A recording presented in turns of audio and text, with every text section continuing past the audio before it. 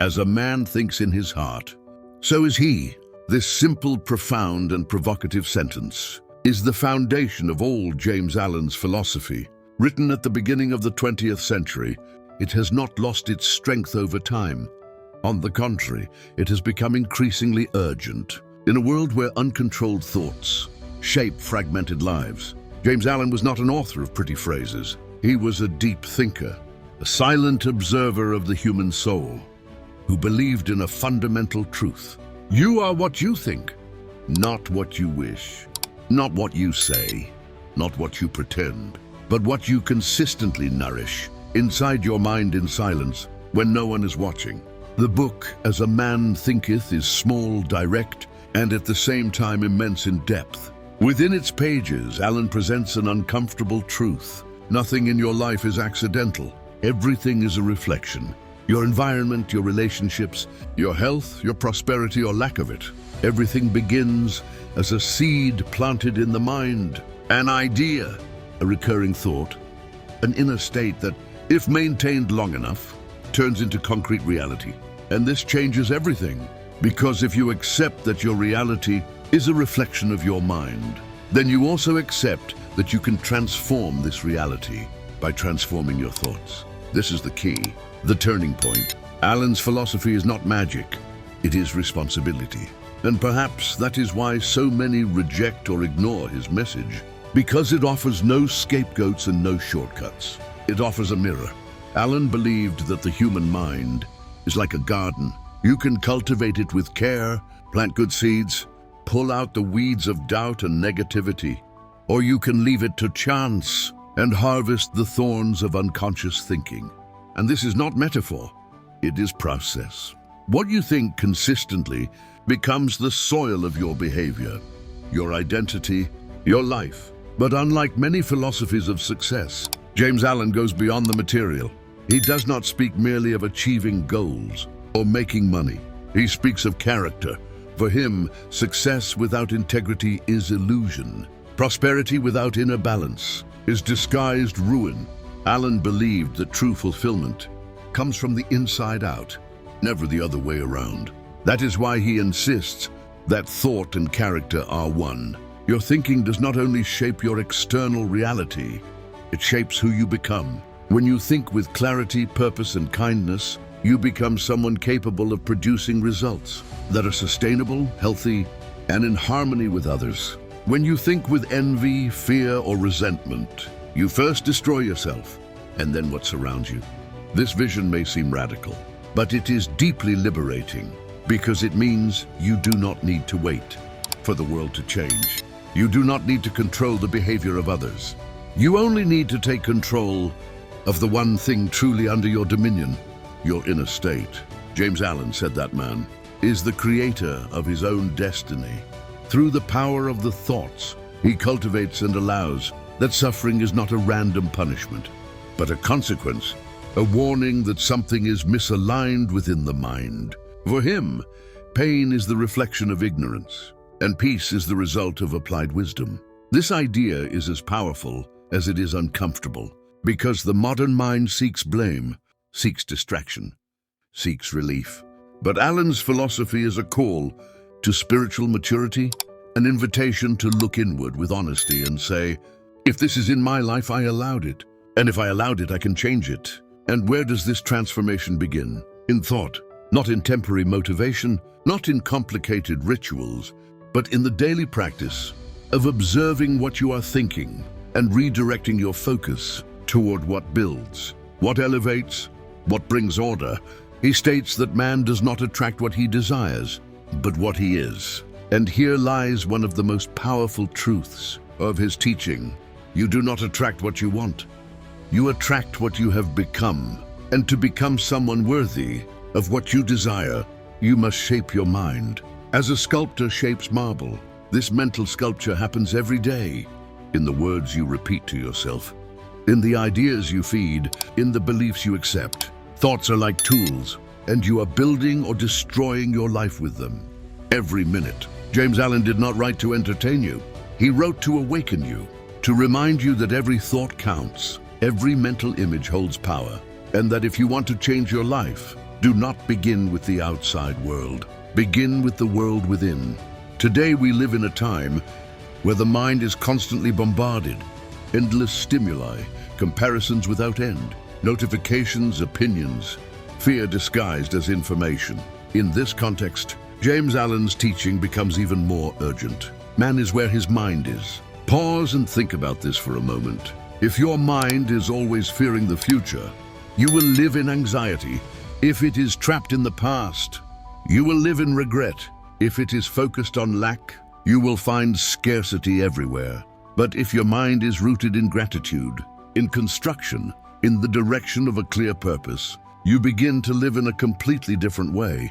Allen calls us to a life of self-mastery, not in a rigid sense, but in the understanding that the inner world must be cultivated with the same care we give to the outer world, that the greatest investment is not in appearance, status, or possessions, but in the quality of the thoughts we host every single day. And he did not teach this as theory. He lived it.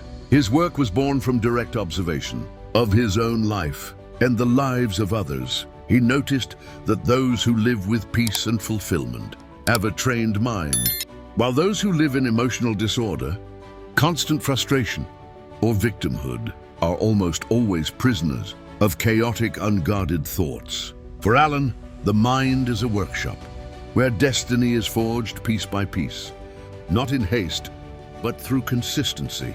He stated that success, peace, health, and even a man's finances are shaped, sustained, or destroyed by his dominant ideas, and that no one can escape this reality, just as no one can harvest grapes from thorns.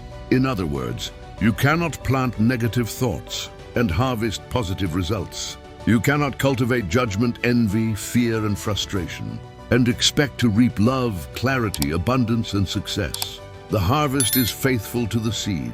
This principle may sound harsh, but it is in truth liberating, because it removes the fantasy that success depends on external factors and places the power back where it has always been, inside you. Allen also said that true wealth is inner wealth, that peace is the greatest achievement, and that self-mastery is the highest victory. This strongly contrasts with modern culture, which values having over being. Think about it. How many people do you know who have much but live in inner conflict, who possess assets but lack serenity?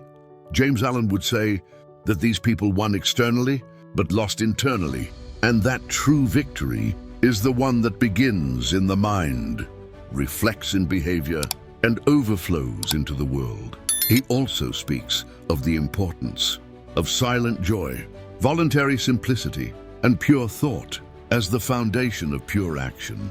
For him, the man who thinks well, acts well. The man who acts well, lives well. And the man who lives well, influences well. It is a virtuous cycle, possible only when the root is healthy. To care for this root, Allen proposes constant vigilance, being attentive to the thoughts that arise, questioning them, filtering them, replacing them, not with guilt, but with awareness. Just as we would not allow trash to remain scattered across our living room, we should not allow toxic thoughts to roam freely through the mind. He teaches that impure thoughts lead to impure habits, unbalanced thoughts generate unbalanced decisions, and that a neglected mind becomes fertile ground for chaos. But when cultivated, it transforms into a garden of peace, power, and purpose. This idea is extremely practical because it means that transformation begins in the invisible, with what you say to yourself upon waking, with the images you visualize, with the content you consume, with the words you repeat. It is in the details that the mind is shaped. Many seek great changes, but disregard small ones. James Allen shows that it is precisely in daily small thoughts that identity is formed. An identity, in the end, is what sustains every achievement. That is why he stated, "You do not attract what you want, but what you have become." And if you want to attract different things, you must become someone different, not by losing yourself, but by freeing yourself from the old self, the self conditioned by limiting beliefs, by unconscious habits, by inherited ideas. James Allen does not offer easy formulas. He offers depth. He says, Observe your mind, master your thoughts, and you will master your life. It may sound simple, but few have the courage to do this every day because it demands attention, it demands intention, and above all, it demands responsibility. And that is the beauty of his philosophy. It returns control to those willing to assume it. Because in the end, as he himself affirmed, man is the master of thought, the shaper of character, the creator and molder of conditions, environment, and destiny. The great message of James Allen is simple, yet transformative. You are the gardener of your mind. Every day you plant something, consciously or not, and sooner or later, you will harvest exactly what you allowed to grow within you. This is a silent but immutable law. And perhaps you are asking yourself, where do I begin?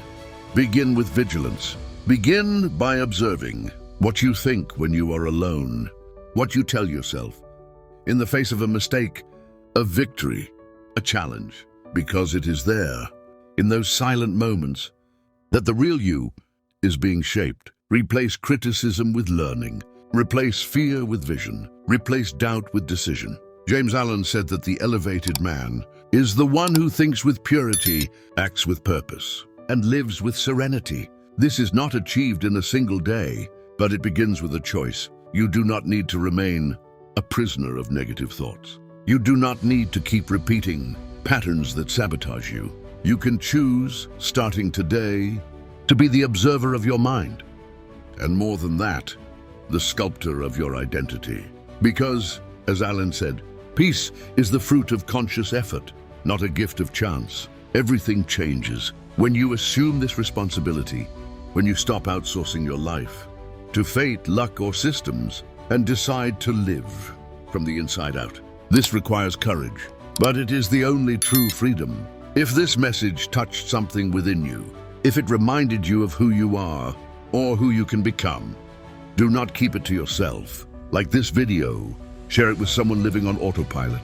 And most importantly, subscribe now to the channel Thinkers of Power. Here every video is both a mirror and a map, a reminder that true success begins where no one is looking, inside your mind. See you in the next episode.